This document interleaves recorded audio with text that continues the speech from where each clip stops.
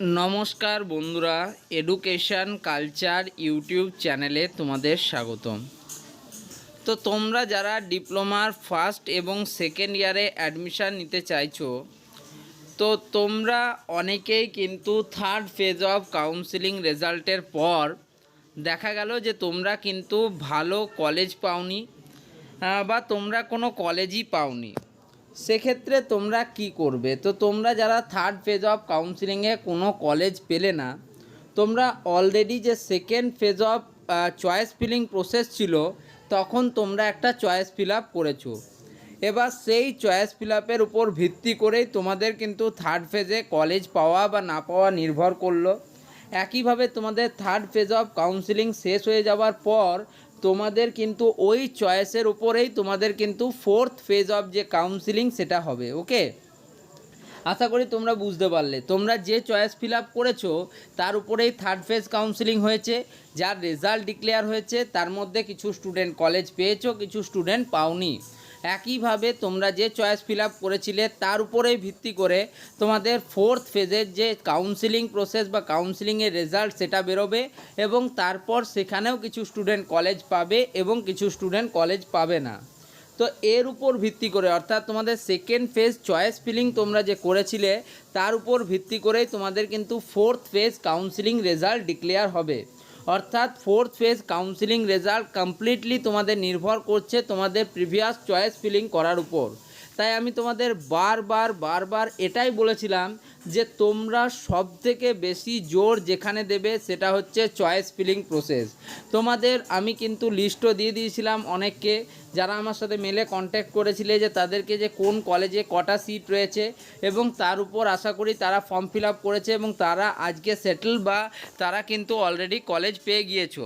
যারা নিজের ইচ্ছায় তোমরা ভুলভাল চয়েস ফিলিং করেছো তারা কিন্তু থার্ড ফেজে কলেজ পাওনি, এবং আমি আশা করছি যারা ভুলভাল চয়েস ফিলিং করেছো তারা ফোর্থ ফেজেও কোনো কলেজ পাবে না। এটা একদম সত্যি কথা, মিথ্যে ভুল কথা বলে কোনো লাভ নেই। ঠিক আছে, তোমাদের চয়েস ফিলিং যত অ্যাকুরেট হবে, তোমার একটা কলেজে সিট আছে একটা, থার্ড ফেজ অফ কাউন্সিলিংয়ে তুমি দেখলে ভ্যাকেন্সি রয়েছে একটা, তোমাদের এই ফেজে তুমি দেখছো তোমার একটা বন্ধু সেই কলেজে সেই ট্রেডটা পেয়ে গেছে, এবারে আর এই কলেজে সিটই নেই তোমার। ধরো তুমি ওই কলেজে ওই মানে ওই কলেজটার ওই ট্রেডটাতেই তুমি শুধুমাত্র একটাই চয়েস ফিল আপ করেছো এবং তাতে সেটাই রেখেছো, তাহলে তোমার আর কলেজ পাওয়া হবে না, ফোর্থ ফেজেও তুমি কলেজ পাবে না।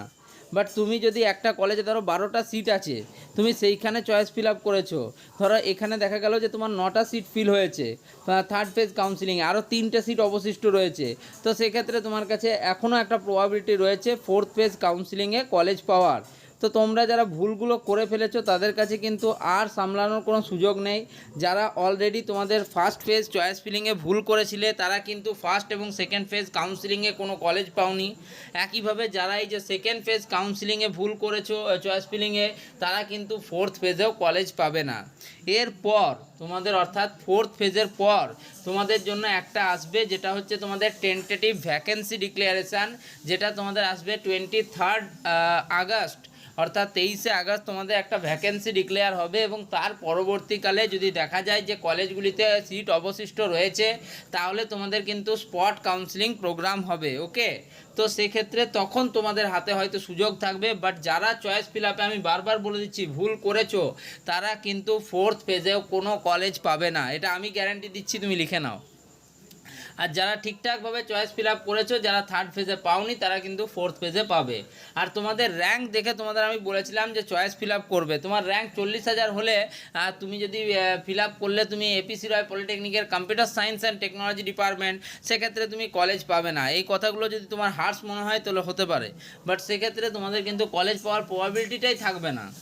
ওকে, তো চয়েস ফিলিংয়ের সময় আমি বলেছিলাম তোমরা ভালো করে করবে। এখন অনেক স্টুডেন্ট আমাকে প্রশ্ন করছো, দাদা আমার এত ভালো র্যাঙ্ক ছিল তাও আমি কলেজ কেন পাইনি থার্ড ফেজে? তোমরা নিজেরা দেখো ভিডিওর নিচেগুলোতে কমেন্টগুলোতে দেখলে তোমরা বুঝতে পারবে পাওনি কেন পাওনি, তার কারণ তোমরা ঠিকমতো চয়েস ফিল আপ করোনি।